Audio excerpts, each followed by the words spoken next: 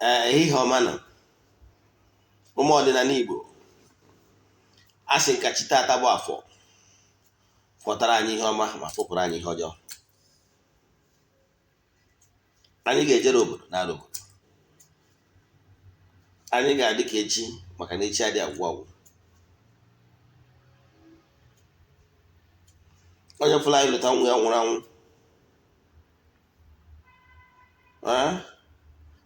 a sị m ọzọ anwụzi na ma anyanwa na onwe ya nwụrụ. Onye si anyị nwụọ onye anwụọ ka anyị jee akwụ ya. Onye echecha ihe ọjọọ ya eme anyị ya ma onwe ya. A sị m onye isi anyị na-awa aja ya were nke chụọ. Ọfọtiwo ndị ajọ mmadụ a na-achụma ndị ilo egbe belu ugo belu nke si ibi eme na ya gosi ebe ọ ya ebe. Ọ bụrụ na ọ gosiri ebe ọ ya ebe, a sị m kwukwa ya ihe m kwuru. Ise aka m bụkwa onye nke gị, Eze-Ana Ugochi tubelu na oraifite. Abụ m onye isi Ichuaja Ugochi tubelu Odinana temple. Anyị na-agba afa miri emi, rụkwazị ọrụ mmụọ dị iche iche. Abụkwazị m onye isi Ichuaja na Odinana Restoration Prayer Ministry.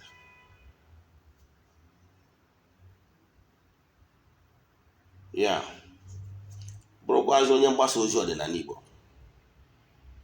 Mana ihe m bịa n'ụbọchị taa bụ ka nkọwa ụfọdụ ihe in details, ihe ị kwesịrị ịma gbasara obi nsọ a anyị na-ewube na 1st of January 2022.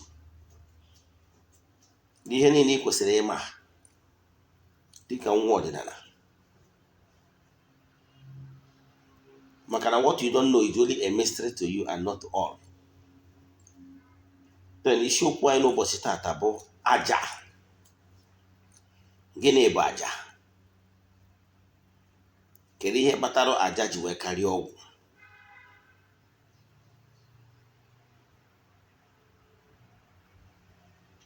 Na ihe ị ga na-eme, na ihe niile ị kwesịrị ịma gbasara aja, the importance of aja in human life. Ọ bụrụ na ị nene vidiyo a bido na mbido wee ruo n'isi jedebe, I can tell you, you will learn what will help you and your life will never remain the same. N'ụtụtụ taa, ejego nga ọfọ, akọrọ m ọfọ na temple, chụọ aja dị iche iche n'isi ndị enyi m, friends of the temple, and my spiritual children all over the world, my fans all over the world. Echefukwana na m gwara gị na-echa vidiyo anyị tụsara ya ndị ọzọ. Na bido taa, last week anyị bidoro ya wee luo na 3rd of January. N'onwere ndị ga-eketa oke, some token for data na-abịa n'ụdị maybe 8 times. Mana by June, some of my fans will win something very tangible. Yes, Eze-Ana says so. Yeah, mana some of the strong fans, ndị na-abụ na-echa vidiyo anyị eshia ya, kọmentị ya, ndị na-eto ka a ga-esi wee select ya randomly. Now, ihe m akọwa n'ụbọchị taa bụ nkọwacha ya ka ị nwee ike ghọta ihe mara gị. Mma akọwa ihe bụ aja, kọwaa prayer, kọwaa nkwubi okwu maọbụ iju okwu. Ihe niile abụ okwu ị ga na-anụ n'ọdịnala, mana eleghị anya ịghọtara ihe ọ bụ. My mission is to help people live better life. And like I always say, n'ijiri ego can never be a hindrance for you to come back to your root. Ihe mmụọ chọrọ bụ obi tiwara etiwa, obi wepịara ewepịa. O nwere ndị that came across my life. When they came across my teachings on YouTube, on social media, they don't even have money. But they remain steadfast. Na-eme ihe niile ngwa ha na-eme, step by step, gradually. Today, most of them with ego, most of them are living the good life today. I can tell you now that's their condition that is not good as we speak. No more ndị ọnọdụ ha ka ọnọdụ bụ njọ oge tere aka mana taa na smiling, and you will smile too ma ọ bụrụ na ikwela n'aha Chukwu okike nke pụrụ ime ihe niile, onye ike niile si n'aka ya bịa. Mma ama ọkwa ndị m kwesịrị ịma, mmasịzi ọkwa ebido m na nkọwa gbasara ọkwa mmadụ wee banyezie n'isiokwu anyị nke taa. Ekwuru m na 1st of January ọ dị mkpa ma ọ bụrụ na ị ga-ebido ya 1st of January in the right footing.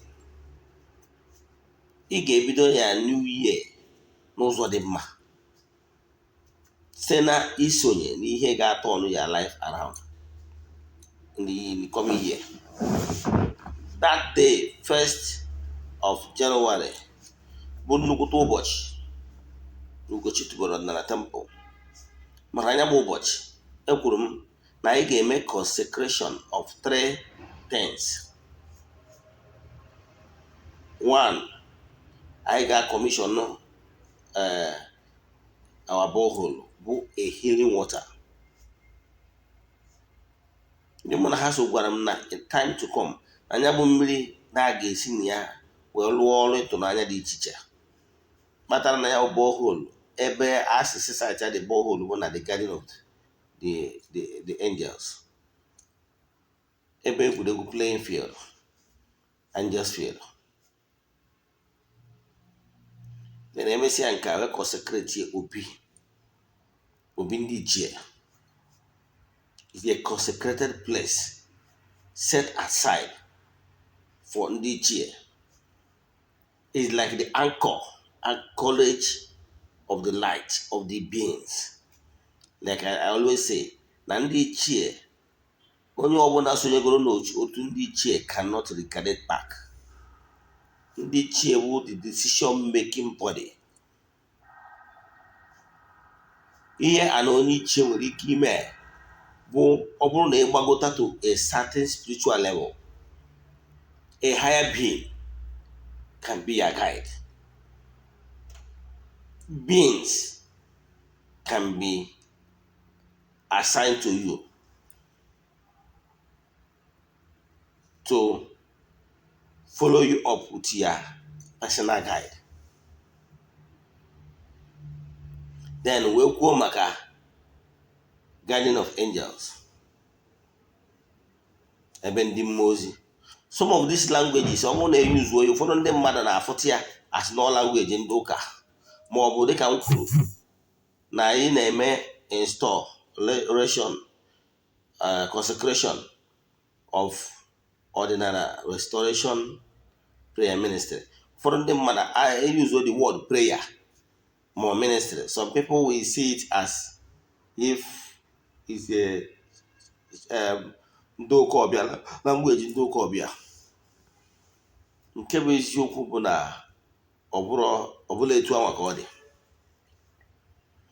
Some of these languages you are seeing bụ languages anyị nweburi n'ọdịnala Igbo. Mana because of na ndị ụka ọbịa bịa rie anyị erie, they borrowed those languages from ihe anyị maburi. Now, ọ dịzie ka ya sị na anyị na-amụrụ ya n'aka ha, ọ bụrụ eziokwu. N'ọdịnala Igbo, a na-enwepụrụ ama egwuregwu. Ụfọdụ akpọ ya village square. mana mmebido ịkọwa ihe niile nwayọ nwayọ. Ka m bidogoro n'ihe gbasara mmiri. N'ọdịnala Igbo, ndị Igbo maara na mmiri bụ ihe eji eme cleansing. Kpatara na mgbe gboo, ụfọdụ ndị mmadụ jechaa ha bata, elota my grandmother then, ọ batara na ihe izu ọhịa egbotosigo unu kutelie mmiri wee sachasịa aka na ụkwụ ya, maka na mmiri bụ ihe eji asachapụ ihe adịrọ ọcha ka ọ dị ọcha. You can even use water to pour libation. Yes. A na-alụ agwụ, anyị na-eji mmiri pour libation. If you don't see hot drink n'ebe ị nọ, especially my brothers and spiritual children now outside the country, you don't see hot, you can use water to pour libation. The only difference is that water is a little bit, because it's a little bit slower in connecting.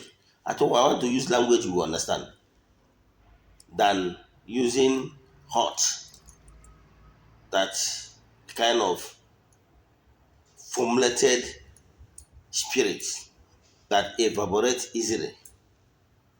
Water can only be evaporate ma ọ bụrụ na ọ dị heated up by fire or heat of the sun, evaporate ya. But those hot adịgo esighị esi, kpatara na ọ bụrụ ezigbota hot, original hot ụdị anyị nwere n'ala Igbo, you can even light it up. You can light up. So it makes it faster to pour libation. But one thing you don't know is that when water connects, it connects and remain permanent. You understand? So you can use water to connect. You can use hot. You can use blood sacrifice. Only that blood sacrifice move faster because there is life in it. But as it moves faster, it congeals faster too. All the blood sacrifice require constant. It's not what you will do and keep it once and for all. Natalia? But water is slower. But once you connect, you have connected it for life. So, na agba ochie, eji mmiri eme ihe dị unyi ka ọ dị ọcha. So, ọ bụrụ ndị ụka ọbịa bịa gwaba anyị maka holy water. So, ndị Igbo na-ejiburi mmiri asacha ihe ruru unyi ka ọ dị ọcha. And ọ bụrụ na alụcha agwụ, a na-enwe ite agwụ maọbụ okuku maọbụ ọkụ n'ebe alụrụ agwụ n'ala, a na-agbanye mmiri. Ọ bụkwa na-adọtụ anyanwụ n'ezie, ị ga-afụkwa na-adọtụ anyanwụ na radiate down towards the water. Ịghọtara ya? So ọnya gbatara na ebe adọtụ anyanwụ n'ezie, na ga-enwekwa pot adọwara mmiri na ya. Ị na-eje na be dibịa sị ga-afụgasị ụfọdụ something ebe emere ihe agwụ maọbụ adọwara ite gbanye mmiri n'ime. Ịghọtara ya? So ọdịnala, we know the power of water. Ọ bụrụ ndị ụka na-agwa anyị maka mmiri nsọ. So mana ụfọdụ ndị ma wee gị na-apụzi holy water, ọ dị ụka asị na ndị ụka nwe. Ọ dịbu long time ago before ndị ụka ọbịa bịa. Ịghọtara ya? So ọ bụrụ na ndị onye Igbo agwa gị na mmiri can be certified, ekwubi okwu na mmiri, ọ bụrụ mmiri dị pụrụ iche eji eme alụ ọlụ ịtụnanya dị iche iche, ka ị ghara ịdị surprise. So ọ bụrụ ihe ị kwesịrị ịma gbasara mmiri. So this particular borehole, asịnkiri ya na the ama egwuregwu ebe ndị ụmụ mmụọ, ebe ewepụtara iche na ya bụ temple ka ofu. Nke abụọ, the consecration of the obi. Bụ gịnị bụ obi? Obi bụ ebe ewepụtalụ iche, ebe nọ ka a sacred place, ebe ụmụ mmụọ na-abịa nọrọ wee tụọ alụ kpaa nkata maka ọdịmma ngwuru maọbụ ụmụnna maọbụ vileji. Ịghọtara ya? So ndị Igbo na-enwebu obi from time memorial. Obi iwu ebe ọ na-abụ enwe obi, ọ bụrụ na obi edeliketi, ịmalụ na bifo ị na-abata n'obi, ị ga-ama na ị nọ n'ọnọdụ dị mma.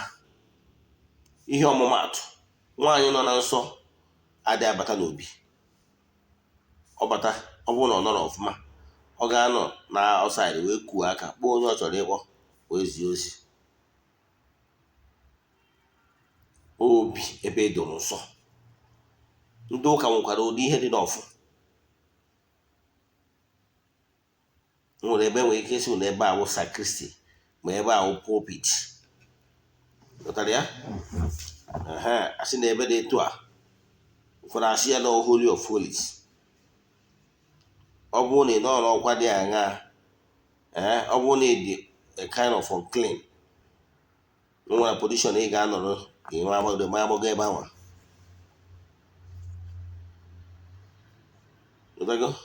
Ọ bụgoro nwoke bụ onye nchụaja, nwere ọnọdụ ị kwesịrị ịnọ ka ị wee nwee ike ịkwado onwe gị ọfụma, ka ị wee nwee ike ịnọ na holy of holies n'ebe nchụaja. Ụfọdụ ndị ụka na-akpọ ya sakrist, ụfọdụ na-akpọ ya ebe ya afa dị iche iche. So n'obi ihe nne agwara ihe ahụ ihe ndị ọdịnala nweburu gboo. Obi iwu na ebe a na-akọnsekreti obi, ezumezu ndị ichie ga-adị ya, the symbol, the artifact of ndị ichie ga-adị ya. Ike nga, the power force behind ndị ichie nyere ya ga-anọdebe. Enweziri ihe ndị ọzọ dị iche iche gasị ga-adị na anya bụ obi. Obi a wee ebe ụmụ mmụọ na-ezukọta nọrọ alụ. Ihe yitụkwara obi iwu na ndị ụka ọbịa nwere ebe ha ga-akpọtụ, enweghị ike akpọ ya sakris ma akpọ ya chapel, a sacred place ewepụtara ebe mmadụ nwere ike ije wee nwee encounter with the supernatural force na-eto ndị ụka si ghọta. Mana before ha nwere na-enwe such place, ọ dịbugo n'ọdịnala Igbo. Ihe kpatara na ọ bụrụ onye ọbụla ga-ajọs mawa n'obi bụ na enwe sacred things ebe edoro nsọpụrụ iche. And the obi adị m ekwu maka ụfọdụ ndị mmadụ na-alụ kịta na-akpụ ya obi, mana they don't really know, have real concept of what obi does.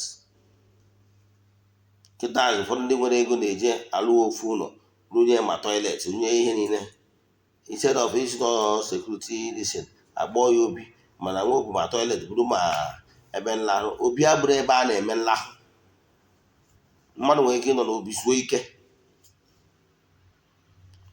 Ọ ngwa ka mmadụ esi nọ n'obi na ọ na-ezu ike, o nwere the dose of ole eburu ya, nwere ka bụrụ egosi ya ihe baa trans. Mana obi is not where ebuduru eji na-akpọ ụlọ abalị ije na-akpọ. Obi abụrụ ebe a na-eme activity. Ụlọ ebe a na-eme activities n'abalị. Obi is daytime thing. Yotago? Obi nwere time. Obi ji ndị mmadụ ya ahụ, mmadụ chọta mmadụ n'ụtụtụ jee n'obi, ebe iwe ọjọọ ụtụtụ tụọ nzu, mee activities wee meghe nkata ọbụla ma ọnọdụ ọbụla na-anọ n'obi. Gịnị bụ ndị ichie?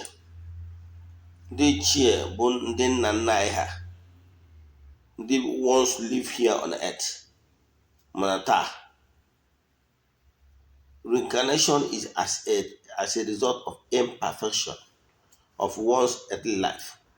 Then the person will be given another opportunity to reincarnate back in order to remedy the wrongs of the past.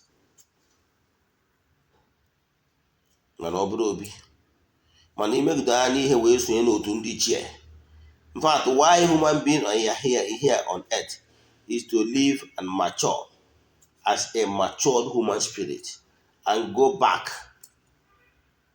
to the spiritual world. Wee sonye n'otu ndị ichie. At that point in time, the person have already matured spiritually. The person will be able to be conscious of his or her own existence. Because when we are as a spirit jam in the spiritual realm, we are unconscious of who we are. It's not a mistake that now I'm on a family amrota. Something necessitates that. Either you are karma, trend, or what have you. Enwere family anyị mụrụ taa nwere ihe dị common melụ eji mụọ na family anyị mụrụ taa. Is either is because of work of karma or voluntarily you long and wish to be given opportunity to be born in such a family in order to experience one or two things. So ndị Igbo na-enwebe obi, ndị Igbo na-enwebe food square, ndị Igbo na-enwebe ebe dị nsọ. N'ọdịnala Igbo, obi so na one of the sacred place a na-ebi nsọ. Ada eme meeting n'obi n'abalị. Ezigbo obi bụ standard obi. Mmadụ nkwere ike ịrụ structure mana ọ bụrụ standard obi, consecrated obi. Time will come, but say ga-eme consecration mbe show unu obi Eze-Ana Ugochi tubelu. Ịfụ na ga-enwe a ga-consecrate ụmụ mmụọ nwee symbol the artifact ndị ichie ga-adị na ya obi. A ga na ebe atụ nzụ, n'ebe atụ edo, n'ebe atụ nkwụ. A ga anọkwa ebe a gburu mmụọ anụ. O nwere special place a na for it. Mmekọcha ihe just na-esonyere anyị, especially na first. Anyị gbuchie efi wee consecrate that obi, then mme acceptara ya. So ndị ụka before obi Igbo na-emebu ya enwe before ndị ụka ọbịa abịa. Then nke ịtọ nchọrọ ịbata na ya bụ gbasalụ Odinana Restoration Prayer Ministry. Yes, m gwara ụnụ na-aga ewube otu ya na 1st of January 2022. Na ya bụ Odinana, what is prayer? Ụfọdụ nwere ike ihe ya ha surprise. Is this man a pastor or a dibia? The thing about prayer, what is prayer? Prayer bụ iju ogu. Prayer bụ ikwubi okwu. Prayer wụ oge anyị na mmụọ karịrị anyị ji ahụrịta ụka. Prayer wụ oge anyị na-eji achịkọta mmụọ anyị ọnụ ka anyị na Chukwu okike wee karịta ụka.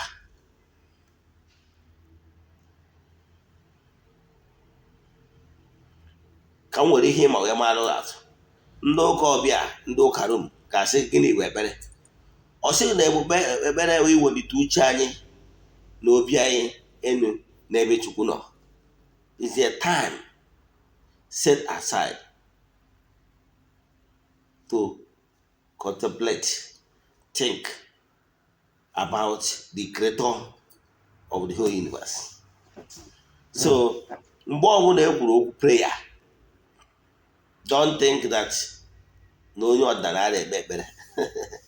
The time of ịgọ mmụọ, dịka esi wee jụsị gịnị bụ onye ọgọ mmụọ, wee sị nọ mmụọ ọbụla bụ na onye ọgọ mmụọ. Gọ mmụọ bụ mgbe na Chukwu bụ mmụọ ọkasị akasị, onye jiri aka ediri n'onwe ya, na-enwere isi mbido, na-enwe isi njedebe, bụrụkwazi the creator, onye okike na Chukwu nke ihe niile. ọkwa ihe a ka awụ katikizim gwara gị gbasara Chukwu nke a bụ Igbo na-eziokwu onye ma Chukwu ọchị nke ukwuu a dị ọmụve egbu mụva ka na-ekwu maka ya anọ onye a na-ekwu maka ya ka ike niile si n'aka ya bịa o nwere ya any fountain or radiation of grace that radiate in this gross material world nke si n'aka ya wee na-abịa so ịmarụ chi gị align ya with the forces of nature around you ịmara na ịnọ mma so mgbe ị anụ na Eze-Ana bụ onye ụkọ na Odinana Restoration Prayer Ministry ka ị ghara ịdị surprise ndị ọdịnala na-ekpe ekpere ndị ọdịnala na-ekpebi ekwubi okwu jụọ ogu so eyuzu m afa ịya aghọta ịma so that iwe ghọta ihe kwesịrị ịgba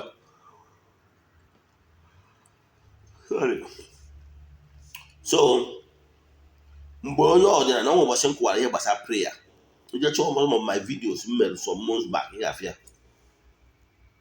gịnị bụ prayer? Prayer was divided into 4 parts: gratitude, ịyọ mgbaghara mmehie forgiveness, ịyọ petitioning, ịyọ ebumnobi anyị ya na ikwubi okwu onye batara na onye ọdịnala gee ntị maka ndị na-asị m kere ka ha mụrụ ka esi aga ọfụ. It's as simple as this. O wetara ọjị ị na-ege ntị na ọnụ ndị ụkọchị Chukwu okike nke pụrụ ime ihe niile ekene gị ndị nna nna anyị ekene m ụnụ ndị anjelu nke Chukwu na-ejere Chukwu na mmadụ ozi ekene ghost of the land. Ọ bụrụ na ọmụnwazi akpọzie m nna m my late father nna m enye obi kpọọ ya nwe na akpọ nwa efo kpọọ eji efo isi kpọọ Eze-Ana kpọọ ikiri ha ana m akpọ ndị nna nna m ha kpọkuo ndị ezi mmụọ niile ndị nna nna anyị ha fekisi ha bịawa kpọwa Aja-Ana Oraifite kpọwa mmụọ niile ndị na Oraifite kpọwa mmụọ niile anyị na ha gbara agbata obi na n'ihi na agbata obi onye nwanne kpọwa ndị anjelu nke Chukwu na-anọ oke n'afọ kpọwa ndị niile na-agagharị na-eme mma kpọwa elemental beings and mystic and helpful beings mkpọcha ndị anjelu nke Chukwu akpọkọ m mmụọ niile na-emere ihe na mmụọ na-emere m ihe akpọkọ m mmụọ niile na-eso na mmụọ niile na-eso m akpọkọ m ndị niile kpọrọ m ọrụ ndị ezumezu mmụọ niile m na ha na-ezu mmụọ niile na-ejikwa mmụọ niile nna awara ọjị ndị nna atụrụ nzu ndị nna atụrụ edo na ndị na-enye mmanya kpọọ ezumezu niile akpọcha kpọkọ mmụọ ndị na-agagharị na-eme mma kpọcha ha asị ha ekene ewee nyụọ ha forgiveness ha ebe ọ bụla nsi mejọ ha gbara na mmụọta na asa ahụ n'afọ n'afọ. If not the second part then ewee m yọọ ihe dị n'obi wee nsị ha n'ihe ọma dị n'elu ya na ya na ọdịnala ya pụrụ m ome ewee nye ha sị na akaka ya ama m na jijiji ya ama m ya bụ na nsogbu ama eme m nsogbu ọmụ na ya adịrị m na ahụ ya yakwu m ewee ngwụkwa ha na ndụ bụ isi akụ ha nye m ogologo ndụ ewee ngwụkwasị ihe ọnwa na-eme na be ndị ọzọ ya mee na be anyị ewee nkwubi okwu si na anyị ga-adị ka echi maka na echi adị agwụ agwụ nkwubezi ihe niile akwụbichi ihe na-ajụọ m ogu mgbe m na-ajụ ogu mgbe m na-asị na onye ọbụla chịchara ihe ọjọọ ya ebe anyị ya ma onwe onye si ife anyị ji wedara anyị dịgbu onye ana ndụ onye si ife anyị ji wedara anyị dịgbu onye ana ndụ anyị na-ekwubi okwu ndị ụka na-akpọ ya ikwubi okwu anyị na-ekwubi okwu ikwubichazi okwu ịjụọ ogu ịjụ ogu onye si anyị nwere onye anwụrụ ndị ụka na-akpọ ya back to sender ịfụrụ ya so ọdịnala Igbo ma bụrụ ike esi agụ ekpe ekpere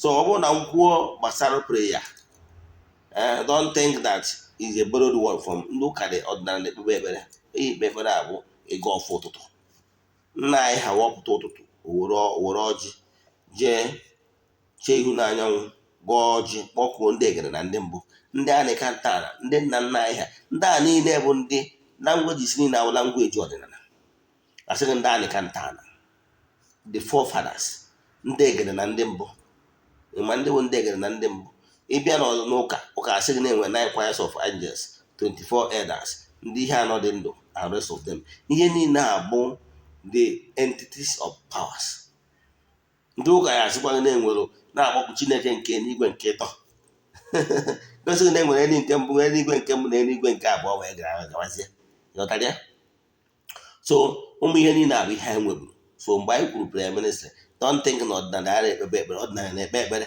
kama na edite ndị na ya wụ na na-eriri gị eri igbo nọ na ịga ọfọ bụ ikpe ekpere.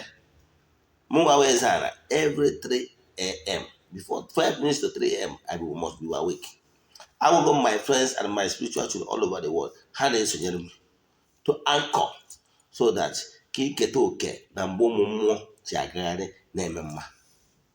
Ọ dị mwute maka na ịmụrọ na o nwere oge ndị anjelu nke Chukwu ji agagharị na-eme mma. Ka nke ọrụ ga-akọ n'aka ndị ụka ọbịa bifo mbanyekwana nkụzi anyị ji wee bịa. A sịrị gị na onwe nwaanyị a na-akpọ nwaanyị orugbu ọbara, nwaanyị ọbara na-agba for 38 years. Ewee sị na nwaanyị a nọ n'akụkụ liver of Bethsaida. N'akụkụ liver of Bethsaida nwere oge liver of Bethsaida, oge ndị anjelu nke Chukwu ji agbadata wee bịa tọnụọ the pool of Bethsaida. Onye ọbụla bụ onye izizi batara na pool of Bethsaida will be healed. You understand? So wee sị na Jizọs ndị ụka ọbịa bịakwute wee sị ya nwaanyị, gịnị mere na ịbanye bụrụ na mmiri pool of Bethsaida ka ị dị healed? Ịfụ na Chukwu nke ndị ụka ọbịa maalụ na o nwere oge ndị anjelu nke Chukwu ji agagharị na-eme mma na-atọ ndị mmadụ na-agwọ. Ife erike na ọbụrụ ndị ọcha ndị ahụ ndị ọka. O wee bụrụzie na nwaanyị wee sị ya na ya nwere onye nwere ike iburu elu wee je tụnye na mmiri at that particular point in time. Ihe m chọrọ iweta ebe ahụ ka ị marụ na o nwere oge nature, the forces of nature ji agbadata wee bịa heal ndị mmadụ. Wee gwa gị na every 3 o'clock whether ma ọ bụ 3 a.m. ma ọ bụ 3 p.m. Ndị ụka Rom ga-agwa gị n'oge hour of mercy. Ndị ụka ọbịa agwa n'oge time of mercy, oge amara, mana ha akwụwaziri the mystery behind every 3 o'clock. Sonyere Eze-Ana n'oge dị etu a. Ihe anyị ji use AM na AM bụ oge amara, oge mercy, oge eji ayọ petition, nke ihe ụkwa oge eji alụ ọrụ siri ike dị anya. Ịghọtara ya? Mana ọ bụrụ ya ka anyị bịara ịkọwata. So enyi okwu gị ghọta prayer. So ọ bụrụ na Eze-Ana gwa gị na anyị ga-akọ secret the new altar of prayer ministry, ka ịghọta na ọdịnala nwere prayer ministry. The difference between ọdịnala prayer ministry bụ na ụka ndị ọbịa prayer ministry bụ na ọdịnala prayer ministry na-ekwupi okwu n'aha Chukwu okike nke pụrụ ime ihe niile, onye ike niile si n'aka ya abịa, not n'aha chi ndị ụka ọbịa Jizọs. Ịghọtara ya? N'ọdịnala prayer ministry anyị na-emeke use of nzu na edo wee na-ekwupi okwu. N'ọdịnala prayer ministry anyị nwere ihe nsọ dị iche iche dịka ncha dị iche iche alụ n'ụdị dị iche iche. Anyị nwere anointing oil alụ n'ụdị dị iche iche. Anyị nwere favor powders alụ n'ụdị dị iche. Anyị nwere ihe nsọ ndị ọzọ dị iche iche. Anyị nwekwuru mmiri nsọ and cleansing water and rest of them. Ihe ị ga-emeke use of. Etu a ndị ụka ọbịa si wee nwee sacramental, etu a ka o si wee dị n'ọdịnala mgbe gburugburu. Some of this incense ị na-afụ nwere ahịhịa and flowers ga-abụ ịmara ka esi eme the mixture. Ịfụ na season na-emunyere those incense, the flowers and those mgbọrọgwụ, the smell alone attracts the angel nke Chukwu. What you don't know is only a mystery to you and not to all. Ịghọtara ya? Nke anwa gaa. Then ịghọtago ihe kpatara three things anyị ga-eme. Nwee na-asị ọ bụrụ na ị chọrọ iso ihe eji ebido si mmepe nya ministry bụ akwụwara m dị na mbụ onye nchụaja, and ihe anyị bịara ịkụzi tata ihe gbasara ịchụaja. Ekele ọlụ eke, enwere ndị dibịa ekele ka ha na-alụ ọrụ dị iche iche. Etu esi bịakwa na dibịa oyibo wee nwee physician, nwee urologist, nwee gyno and rest of them. Mana the other physicians. Then mana ihe na-achịkọwara gị bụ na mụ nwa na onwe m my calling bụ ịchụaja. Now wee kọwara sị gị na mkpa niile ndị mmadụ nwere na ịchụ aja karịrị ọgwụ. Wee kọwara gị na-enwere ụzọ dị iche iche eji achụ aja. Akọwago m ya wee gwa gị na enwere aja mmee, nwa aja abụrụ aja mmee. Ndị ụka ọbịa kọwakwara ya na nkụzi ụka ha, mana before ha abịa ndị ọdịnala na-achụbụ aja, ụdị aja dị iche iche a maka ije na akwụkwọ Leviticus ọ kọwara gbasara ịchụ aja dị iche iche, aja mbunye elu, aja mgbaghara mmehie, aja epụta ihe, aja dị iche iche enwere. Ha wee gwa gị na ndị ụka ọbịa ka nzakwa ya si na akụkọ ndị ụka Rom ọ sị na n'elu obe na Jizọs na-agba mmehie, mana n'elu ọta na ọ na-agbazi mmehie site n'ịgba ụkọ ndị ụkọchukwu. Ihe m chọrọ iweta ebe a bụ na-egosiri na o nwere aja ịgba mmehie, nwa aja agba mmehie. Ịghọtara ya? So wee sị na mgbe ị na-amụ burning of the candle, burning of incense, oriọna ịmụ kandụl, ndị a niile bụ aja. Mgbe ị na-pour libation even with water hot, mgbe ị na-atụ nzu, mgbe ị na-atụ edo, ihe niile bụ aja, because something is going out from you. Ịghọtara ya? Mgbe iji akwa wee jụchacha ahụ gị, ịdago kụwaa ya n'ala, aja ka ịchụpụkwa, maka na aja ahụ ịchụpụ something si n'ahụ wepụ. And so many ngwagwacha wee gwazie na enwere aja mmehie, aja a ga-achụ ọbara abụọ for the remission of sin or one thing or the other. So ọnya bụ ihe kwesịrị ịma. Mana nwee gwa gị sị gị na challenge dịka onye nchụaja, na challenges of life ị na-enwe here on earth, ya na inwe total liberation, na-enwelu nsogbu mmadụ ga-enwe, ihe onye ahụ niile n'ebe onye ahụ nọgbu, ka the right person nwere the calling, nwere the power, kwubiere onye ahụ okwu n'aha Chukwu Okike nke pụrụ ime ihe na onye a ga-enwere onwe. Mana na o nwere ihe ya bụ mmadụ na-agabiga, ọnọdụ mmadụ ga-anọ na ya, ọ bụrụ na enidriri appeasement, na-enwere mmụọ a ga-esetụrịrị chụọ aja, especially aja mmehie, ka Chidimma wee dị. Ịghọtara ya? So ọ bụrụ na mmadụ nwere chalenji n'ịgba n'afa, ọ bụrụ na mmadụ problem, o nwere problem a ga-ekwubiri okwu, ekwubieri ya okwu. Ọ bụrụ nke bụ na a ga-achụrụ aja, ịchụri aja. Ọ bụrụ nke a ga-ekpe n'ọma, ikpere iyi n'ọma. Ịghọtara ya? Wee sị na ụfọdụ ndị ọzọkwa nwere agwụ na-asị na ha na-alụ n'ụka, nwere ike ha kwubiere mmadụ okwu, o mee, ma ọ bụrụ na ọnyanwa bụ onye desịrị gị ekwubiri onye ahụ okwu. Religion or method o ji wee kwubie does not count. Ihe countụrụ bụ na onye nwere the power and the calling, onye nwere the mandate isi Ifeanyị Nwoke-Afọ n'aha Chukwu Okike ọ na-afa chi nke ọbụla ọ na-ekpere, na-ekwubie m okwu n'isi gị, kwuo ka Chidimma bido dịba. Ọ dịba. Ịmụrụ na ndị okpukpere niile dị iche na-enye testimony. Ịmụrụ na ndị Hindu na-enye testimony. Ịmụrụ na ndị Buddha na-enye testimony. Ịmụrụ na ndị Kristian na-enye testimony. Yes, ọ mmụọ Chukwu nọ n'ime mmadụ, the spirit that is backing you, the agwụ that is following you, ga-eme ikwubi okwu. Those spirit will go and honor your words. Ka Chidimma dị. Maka ihe agụ ji eme ile dị ya na mbọ, ihe dibịa ji wee bụrụ dibịa wụrụ okwu ole, ọmmụọ agwụ ya ga-eme okwu onye bụ ihe ole. So o nwere ndị bụ na a ga-ekwubiri ha okwu ka Chidimma dị.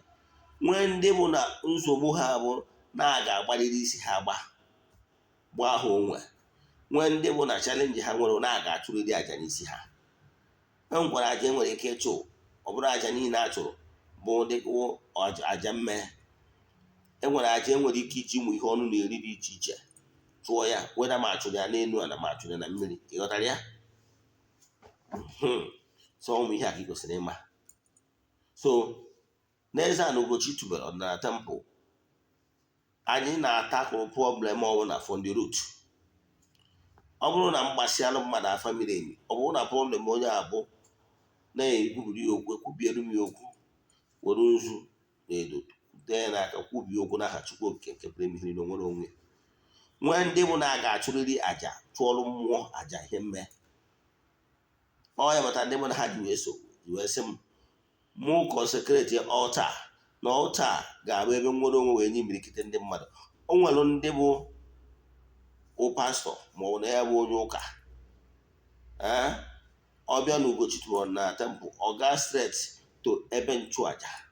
Ọ gaa straight na ebe nchụaja, okwubi okwu, debe ihe aja ya, debe petition ebe o de prayer request ya, ọ nabara onwe ya, ọ bụrụ iwu na ọ ga-afụ Eze-Ana. Ụfọdụ nwere ike ha debe ya petishọn, ekwe mmụọ nkwa si Chukwu okike na ya nọ ya na ọta gị taa, na ọ bụrụ na ihe a bụ ya na-emerie ihe a, na ya ga-abịa chụọ aja ebulu, ma na ya ga-abịa nye Thanksgiving, ma na ya ga-abịa nye ekele, na ya eme nke ma ome nke ọzọ.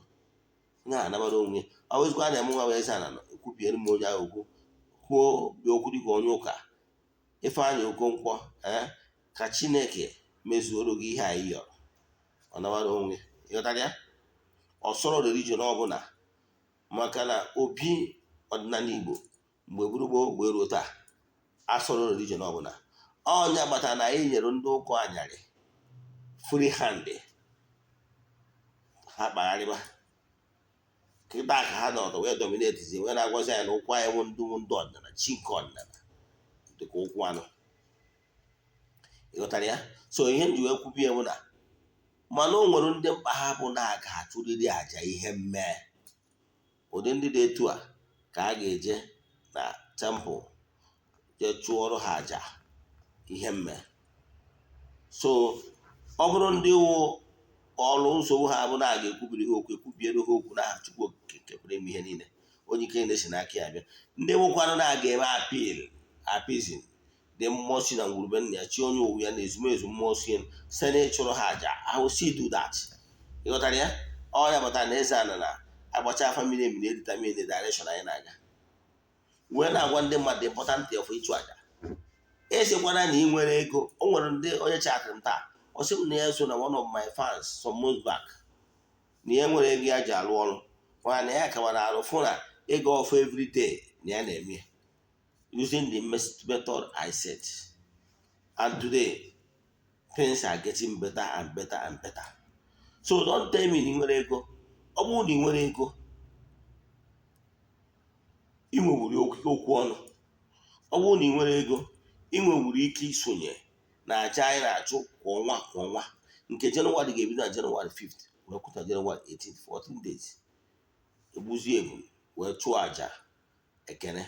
Atụcha aja ekene anwa, ndị mmadụ erie ṅụọ emesara ka ọ gazie. Then etu a ka isi wee kwu na ọ ga-esi wee na-eme. So ifuna the important of ịchụ aja, etu a ka isi achụ ya. Then nkwa ndị bụ na ọnọdụ ha bụ na a ga-ekwubiri ihe okwu, kwuo ka chi dị mma dịba, kwuo okwu maka na okwu ọnụ ka Chukwu oke ji wee kwuo ụwa, wee kwugharịa ihe ọjọọ niile. Okwu ọjọọ ọnwụ na mmadụ ọbụla kwubiri n'isi ha, ọ bụ nwoke kwubiri, ọ nwaanyị kwubiri, ọ bụ dibịa nwoke, ọ bụ dibịa nwaanyị. Onye nwere the higher agwụ, onye nwere the higher authority ga-ekwuwe okwu wee superimpose wee delete any negative things in that person's life. So o nwere ndị anyị ga-ekwubiri okwu na 1st of January 2022, ụbọchị anyị ga-ewube ya bụ ọta. Ekwubichaziri ha okwu n'aha Chukwu nke pụrụ ime ihe niile. Ịfụ na ndị na-etu a ga-ebido nwewe onwe ha, ihe ọhụrụ ebido mebe, ọnwa ọfụ adịba, and miracles ebido. So etu anyị si wee mie ewu na anyị kwubichara ndị okwu n'aha Chukwu okike nke pụrụ ime ihe niile, na ịdị ya bụ new altar, anyị mezie saraka, egbu anụ dị iche iche, ndị mmadụ enwe aṅụrị, rie ṅụọ. Onye abụ etu a ga-esi wee mie. That is January 1, 2022. A ga-eme n'obi ezumezu. Emechaa na obi a, ọkwuo ndị ichie ndị njedo nke Chukwu, ha jee gozibe ndị mmadụ ndị na-agagharị na-eme mma. Ịfụrụ ya. So ọ bụrụ na ị chọrọ ka ị sonye na ndị a ga-ekwubiri okwu n'ụbọchị ahụ, ịchaachị m privately ka m gwa gị etu ị ga-esi wee sonye. Ọgbakọ na nrike ụmụnne, atụcha aja, akwụbicha okwu, ihe niile atụkọtara, ewere ihe amekeshọn na mmanya na nri ma ihe ọ na-aga eri dị available. So ọ bụrụ na ị chọrọ isonye na nke a, send ya message na WhatsApp taa, today, tomorrow, na ị chọrọ iso ka etinye ya afọ gị na ndị a ga-ekwubiri okwu n'ụbọchị ahụ. Wee gbuzie efi a ga-eji mesara aka. Egwukwara m sị m na ọ bụrụ na ị nọ anywhere Anambra State, n'ime ọ na ị ga-abịawa Anambra State, were ọsọ jewe igwe bịa na ị ga-eri ṅụọ. Anyị nwekwuru ndị ya anọkwu na-emesu ya. Oriri ga-adị ya, anụ ngwongwo ga-adị ya, ihe oriri ga-adị ya. Ka ofu.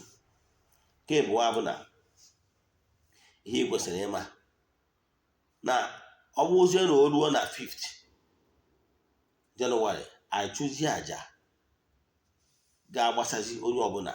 Nke a bụ aja abụ aja 14 days new month ritual anyị na-eme every month. Nke Jenụwarị ga-ebido na 5th kwụsị na 18th. After the 14 days egbuzie ebu wee si ruo the rituals a ga-eme for 14 days. Ya ọchịgwa okike pụrụ ime ihe niile ka chi dị mma wee dị. So ọ bụrụ ị nwere ike isonye na nke ha na-abụ nke first na ya na nke ebido na 4th, nke ebido na 1st ebido na 1st end na 1st, nke ebido na 5th ga-ebido na 5th wee end na 18th. So nke ọ bụla ị chọrọ isonye, feel free, chaatị m. Ihe anyị need from you is your prayer request and your token ka ị wee sonye ka ọ wee bụrụ na aha gị dị ya. This program has been sealed. Ndị mụ na ha sosi na m na-eme before now ọha pamitiri na efi ka a ga-eji wee lụ ọfụichi na ya bụ mmemme anyị ga-eme na anyị ga-egburiri ụzọ efi na-abụ ga-adị, ebunu ga-adị ya, ọkọ ga-adị ya, mmanya na nri assorted ga-adị, ọ saraka all over the world. So ị nwere ike ịbịa sị ka afa gị dị ya, obere agụ kpata obere nkụ, nnukwu agụ kpata nnukwu nkụ, ka ị wee keta oke na ndị a ga-ekwubiri okwu ụbọchị ahụ. So ị bịa chaatị ya m na WhatsApp ka nyere gị aka. Ka bụ ihe ị kwesịrị ịma ndị ihe ga-eme na Ugochi bụ na temple na 1st and 5th. Ị ghọtara ya?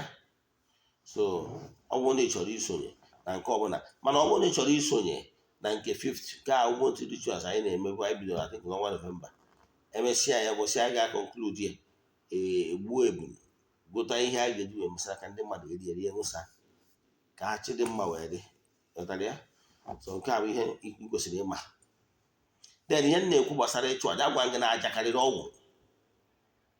Enwere aja dị iche, enwere m aja ogologo ezi, nwee aja dị iche iche, mana ịda na-asị na ihe ji gị ịlụọrọ ihe na-agwa ndị mmadụ ịbịụta na izi nweghị ego gbagoro afa.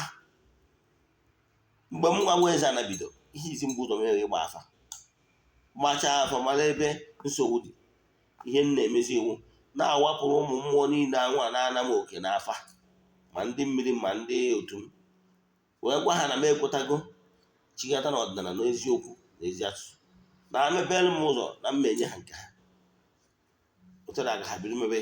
So ọ bụrụ na ị nwere ego, isi na Eze-Ana na-atụrụ Eze-Ana nọ maka na ị nwere ego. No, ọ bụrụ na ị nwere ego, just a token na-abụ ka ọ ga-abụ weda ma ị bịara abịa ma ọ bụ na ị bịara, ndị mmadụ ndị bịara imesara aka ma ndị na-eri na-aṅụ, ka ọ bụrụ na aha gị dị ya. Site n'ụzọ dị etu a, ọnwụ anwa ndị mmadụ ga-enwe na ya wụsara aka ị ga-esokọta oke maka na iso na ndị mere ka o hostuo. Ịghọtara ya? Na-agbanyegoro na ego itiri nwa obere. Then imesịa nke awa on the 5th ịgbagotakwa, inwe ike isonye na ha na fine. Ọgwa ndị nwere ike n'ofu ka ị ga-esonye ha na isonye ka chi dị mma wee dịrị ka ego ma wee gụba ka m na-ekwu. So na-esonye na ịchụ aja, o nwere onye ọ dịrị ịchụ aja.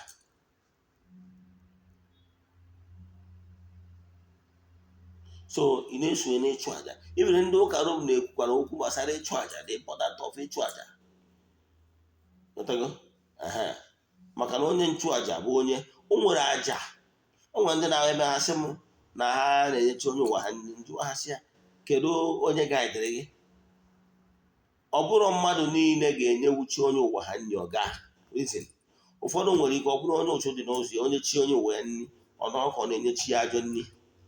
Onye gona despite part na-enyechi nri, mana oge ọ nọ na-apụtakwa n'afa na chi na ana nri. Ihe ọ pụtara na ndị niile ọ na-enye ya adọrọ na n'obu ụchụ n'ụzọ ya, n'obu ọtọ nọ na-egbochi na aja ọ na-achụ adị anarị ya. So ọ ihe ị ga-echeki ma ọ bụrụ na ịchụ aja nọ ya aga, ọ bụrụ na ọ ya aga mmadụ a na-achụ ụdị aja, ị na-echukwazi onye anwa.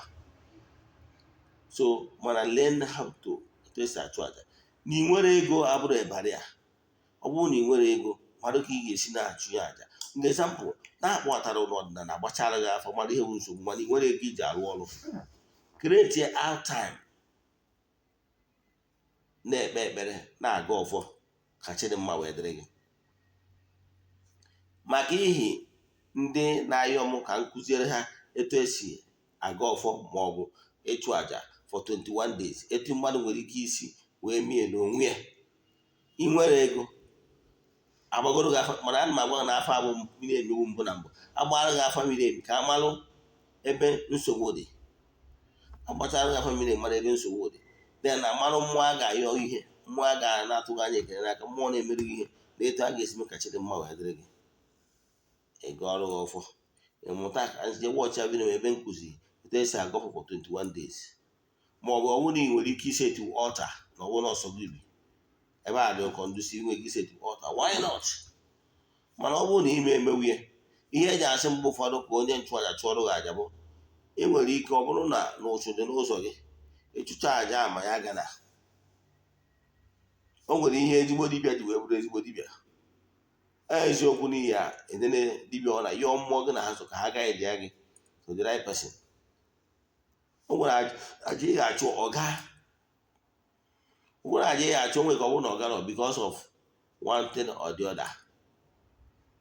So ọ bụrụ ihe m chọrọ ịkọwa gbasara aja. So ọ bụrụ na ị nwere ego ị na-esonye n'ụmụ small aja, maybe token, sonye na aja group, ọgwa ndị a n'ihi enwe ike imewu elu, go and set up an altar. Mana ọ bụrụ na ị nwere ike isetu an altar, because an altar dị important ka e nwee ebe ị na concentration of power, ebe ị na-enegara anya, ebe ị wepụta n'ụzọ pụrụ iche. Na consecration ahụ iru ụbọchị ahụ nwee time, ọ bụrụ na ị nwere altar because na ọbụrụ ọsọ gị ma na the environment adọ conducive, nwee particular time iji abịa agwa mmụọ okwu. Mmụọ mmadụ nọ na-agba every 3 o'clock ma every example anytime ọbụla ka iji apụta abịa ekwubi okwu gị na ha enwe nzukọ. Onwe oge ọ ga-eluzie time a luo, without you summoning them, they will come on their own. Ị mara na ime ego progress. Onwe ajụjụ ị nwere ị chọrọ ịjụ n'ihe gbasara ihe a nkụwara gbasara aja anyị ga-achụ na 1st of January all over the world because of n'isi ndị my fans, friends, my spiritual children and all over the world, ndị niile ihe anyị na-eme na-amasị, send them message. Ma ọkwa ndị chọrọ isonye na monthly rituals anyị na-ebido na 5th of January wee kwụsị na 18, send them message. My mission is to help people live better life. Gozie anyị ndị niile my followers. So mgbe anyị ji achụ aja wee kwubi okwu n'isi ha, so ị nwere ike isonye na nke ọbụla. Mana ọ bụrụ na ị nwere ego ma ọ bụ na mana ị nwere ike igotawu ọbụgoro obere hot, nwee time iji ekwubi okwu, ruo ha time a face is kwubi okwu. Ọgwụ na ị nwere ego, ọgwụ na ị nwere ego light a stick of candle dịka ihe aja, maka na o nwere ihe ị ga-eji n'aka na ya na-ayọ mmụọ ihe, imechaa ya. Ọnwụ na ihe enwetawo obere ego, ọgwụgoro 50 naira ma 100 naira, ịnọ tinye n'ime akwụkwọ ebe ide petition gị for 21 days. Ịbịakwa ejisi chukwu na ndị gị na ha so n'ọgwụgwọ ihe anyị na-ayọ since ị kara ya. At the end of that 21 days, wepụta petition gị, were ụmụ ego a itinye n'ime ya mgbe ị na-emenya gị ekpere, ka ị wee kasie onwe gị obi, ka ị wee kasie ụmụ onye gị na ha so obi. Then i werezie ego a either na ijie sow seed ma ọ na iwerie nye ndị ụwa na-atụ n'ọnụ, real beggars. Ihe aja kwesịrị ime site n'ụzọ dị etu a, ị na-achụ aja achị dị mma na-adịrị gị, na-achụ aja nwa. O nwere ihe ọbụla bụ nsogbu gị ihe ị nwere ike ịnatawu site n'ịchụ aja. Ọsọ ya wugoro dị nwere ego mana ị na-esonye na aja with small token anwa, mmụọ ma na ị nwere ego, but more likely somebody that gives cheerfully. Inwe fine, it hasten the work. Mana ọ bụrụ na ị nwere ijeza na-atụ ala, ijeza na-akụ ụta, werekwa na ị nwere wee gosi tụrụ na ịchọ ka afọ gị dị ya by so dị nchiri mgbe bido dịbara gị. Inwe ajụjụ ihe ndị a nkụwata ma ọ bụ ihe ọbụla na-agbagwoju gị anya n'ihe nkụzigoro gboo, send your message 08057837672. Ogbuefi Eze-Ana Ugochi tubelu bụ aha m. Na my YouTube channel, ị ga-ejikwa afọ a wee nweta m Ogbuefi Eze-Ana Ugochi tubelu oraifite. aji m aka m aza my call. Feel free to call Eze-Ana. Ọ bụrụ na m dị business ma help you call or send them voice note. Kebe eziokwu na voice note, I don't joke with it. Once from your voice note, I must respond. Asị ka ọ maka merụ nwoke merụ nwaanyị. Na-asị all over the world na-akpọkwu ndị angelo nke Chukwu ndị na-agagharị na-eme mma. So right now, ndị ọnọdụ ha adịrọ mma, ndị ụzọ ha gbachiri agbachi, ndị atụrụ ịga mmụọ na atụrụ ịga mmadụ, let those calls be broken. Let every chain be broken, negative chains. Let there be testimonies, let there be miracles all over the world, east, west, north and south. N'aha Chukwu okike nke pụrụ ime ihe niile, onye ike niile si n'aka ya bịa. Nwanne chigatawa n'ọdịnala. Ọdịnala bụ ụzọ ndụ. Ọdịnala na mmadụ adịghị ama aka, maka na ọdịnala wụ ọgbụtọrọgbụ usoro okpukpere ndị nna nna gị ha. Ya gazienụ n'ọfọ.